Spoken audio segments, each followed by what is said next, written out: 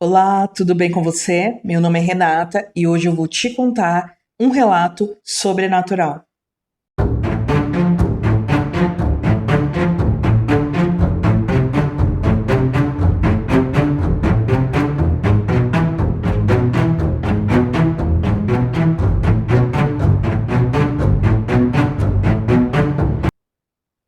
E se você gosta de contos de terror, relatos reais de sobrenatural, já se inscreve aqui no canal, deixa o like, compartilha o vídeo. Não se esqueça, se você tiver algum relato sobrenatural para me contar, vem aqui na descrição que vai ter um e-mail para você mandar o seu relato e na descrição também tem as nossas redes sociais do Além do Normal. E não se esqueça, de segunda a sexta-feira, às 18 horas, tem vídeo aqui no canal. E às sextas-feiras, às 23h59, tem o nosso conto de terror. O título do relato de hoje é Havia algo no porão. Cuidado onde você visita. Os portais para o além pode estar onde se menos espera. Eu sempre acreditei em espíritos e fantasmas. Também achava que, se algum dia encontrasse um, não ficaria muito assustado. Eu estava certo sobre a primeira afirmação, mas totalmente errado sobre a segunda. Essa história é um pouco longa, mas cada palavra é verdadeira. Então, o relato começa aqui. Era o verão de 1996 e eu tinha acabado de concluir o colegial.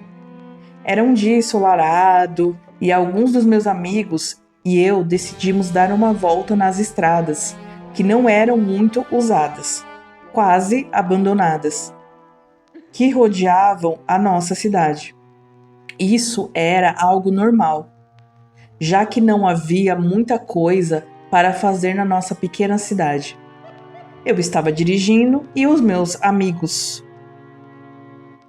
Rafael e Jair estavam comigo. Não era incomum para mim esquecer do mundo e apenas dirigir. Eu sempre dizia: se você não sabe onde está e não se importa, então não está perdido. Era fácil se perder por a maior das estradas. Não tinha placas e eu não me importava com isso. Depois de mais ou menos uma hora, estávamos bem afastados da cidade. Em uma estrada longa e estreita de terra, com campos que iam além da visão dos dois lados. Após alguns minutos na estrada, vimos uma casa de fazenda de 2 andares.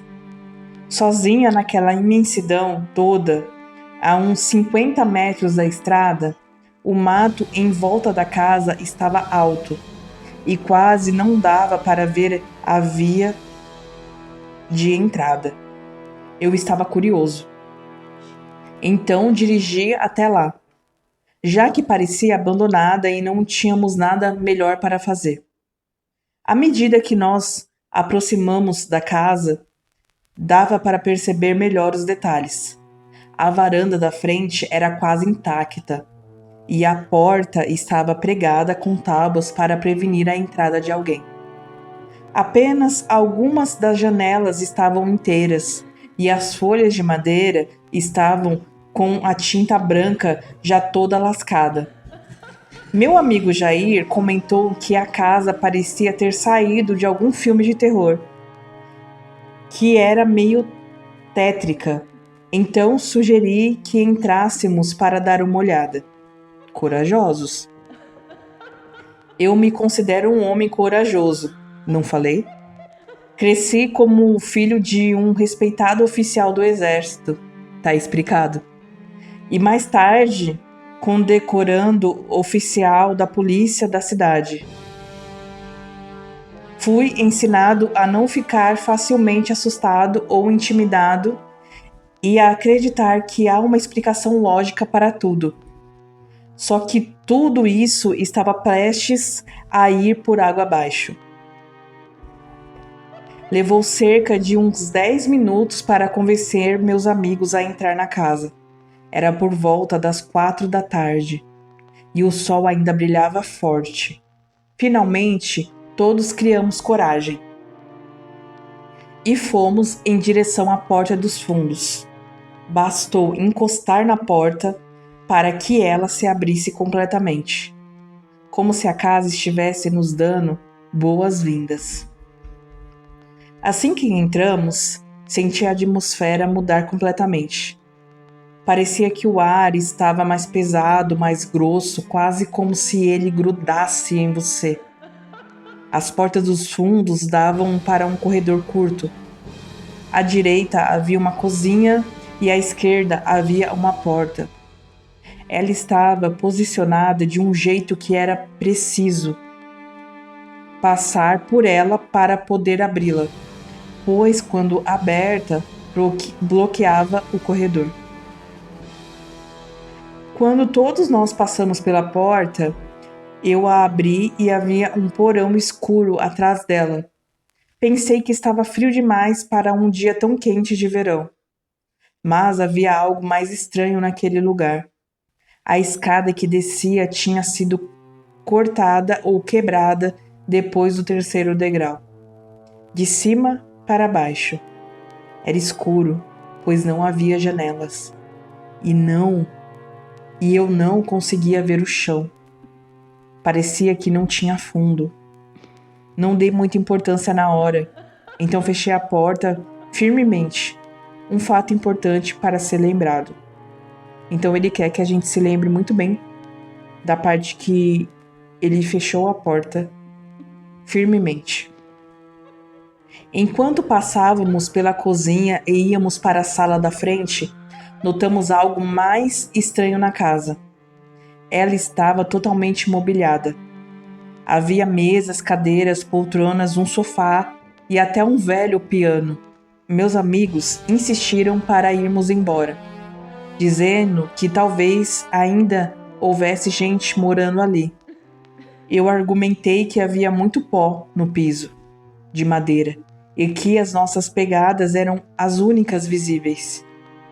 Outro fato importante para ser lembrado. Eles estavam com uma sensação ruim, mas eu estava curioso, então disse que iríamos embora assim que fizéssemos o segundo andar. Assim que eles vissem o segundo andar, eles iam embora, então. É isso. Esse quarto ficava na parte da frente da casa e era bem iluminado por 2 janelas grandes. Não havia nada no quarto exceto um gaveteiro. E havia um buraco no chão ao lado dele, do tamanho de um pneu de carro, e dava para ver claramente o primeiro andar por ali. Ajoelhei-me cuidadosamente para olhar atrás do buraco. E foi aí que aconteceu. O ar ficou tão pesado que quase não dava para respirar, e fui tomado por uma sensação terrível de que eu não estava sozinho. Então ouvi um som que nunca vou esquecer, vindo do pé da escada. Só de lembrar agora, minha pele se arrepia inteira. Primeiro começou com um som estranho, como um bocejo que foi se transformando. É difícil de explicar. Em uma espécie de gargarejo cultural que aos poucos foi ficando mais alto. Minhas mãos e meus pés gelaram e meu coração parecia que ia explodir no peito. Durou cerca de 5 segundos e então parou, ecoando por toda a casa. O medo que tomou conta de mim me fez levantar e sair correndo daquele quarto, mais rápido que um raio. Quando saí, dei de cara com os meus 2 amigos. Pelo olhar em seus rostos, eles tinham ouvido a mesma coisa que eu. Descemos correndo as escadas e quando chegamos ao andar de baixo, notei algo que gelou meu sangue. As pegadas que havíamos deixado na poeira tinham sido apagadas por algo que parecia ter sido arrastado pelo chão. Começava ou terminava no pé da escada e seguia exatamente o caminho que tínhamos feito desde a porta dos fundos, mas não parava nela. Ia até a porta do porão e passava por ela, que agora estava aberta. Eu estava quase em lágrimas, apavorado e relutante em me aproximar para fechar a porta que bloqueava nossa única e tão necessária saída. Enquanto esticava a mão, sentia uma terrível sensação de maldade, como se algo estivesse prestes a sair da escuridão do porão e me puxar para dentro. Eu choramingava como um cachorrinho assustado, enquanto fechava a maldita porta do porão e saía correndo pela porta dos fundos da casa. Nunca parei para ver se meus amigos estavam atrás de mim. Tudo o que eu conseguia pensar era que o carro não ia pegar, como nos filmes de terror, mas ele pegou de primeira. Assim que engatei a marcha e meus amigos pularam para dentro, saímos de lá como se nossas vidas dependessem disso. E até onde eu sabia, dependiam. Demorou um pouco até encontrarmos o caminho de volta para a cidade. E durante toda a viagem, não mais do que 5 palavras saíram da boca de qualquer um de nós. Raramente falamos sobre isso, hoje em dia. Contei essa história para algumas pessoas ao longo dos anos e ninguém realmente acreditou em mim. Alguns amigos tentaram me convencer a levá-los até o local para mostrar a casa, mas acredito que não conseguiria encontrá-la novamente, mesmo se quisesse. Não que eu queira encontrar aquela casa, nem sequer pensar nisso. E o relato acaba aqui. Eu acredito em você. Casas antigas contam histórias e têm assombrações normalmente. Muitas pessoas já moraram lá. Você não sabe o que era aquela casa antes, se era uma casa ou se foi usado para ser outra coisa, se alguém faleceu lá. Então tem muita coisa por detrás, né, de uma casa abandonada. Deixa aí nos comentários o que você achou desse relato. Se você acredita na história, eu acredito. Obrigada por assistirem até aqui. Um beijo e até o próximo relato. Tchau, tchau.